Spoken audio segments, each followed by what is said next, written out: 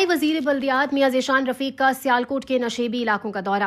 सियालकोट की तारीख में इतनी बारिश पहले कभी नहीं हुई। सियालकोट में कुदरती आफत है मगर हुकूमती इकदामात में कोई कमी नजर नहीं आएगी।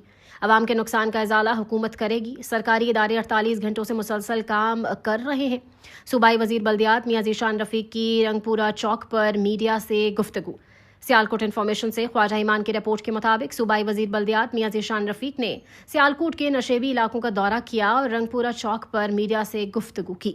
इस मौका पर उन्होंने कहा कि वो इस वक्त शहर के सबसे नशेबी इलाके रंगपुरा में मौजूद थे और सियालकोट की तारीख में कभी इतनी ज्यादा बारिश रिकॉर्ड नहीं हुई।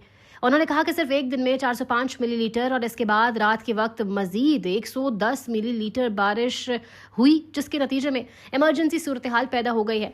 वजीर बल्दियात ने कहा कि आवाम का रिलीफ हुकूमत की पहली तरजीह है। जहां भी सैलाब आया है या खतरा मौजूद है वहां से शहरियों की बरवक्त महफूज मकामात पर मुंतकिली यकीनी बनाई जा रही है।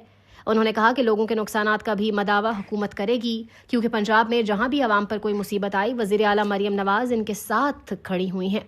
वजीर बल्दियात मियां ज़ीशान रफीक ने इस आज़म का इजहार किया कि सियालकोट में कुदरती आफत के इस मौका पर हुकूमती इकदामात में कोई कमी नजर नहीं आएगी।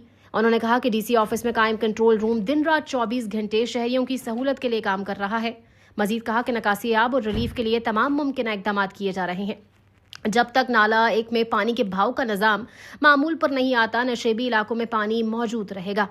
मियां ज़ीशान रफीक ने कहा कि जिला इंतजामिया, वासा और म्यूनसिपल कॉरपोरेशन की रिलीफ टीमें फील्ड में सरगर्म अमल हैं और शहरियों को पानी समेत दीगर बुनियादी ज़रूरियात फराहम की जा रही हैं।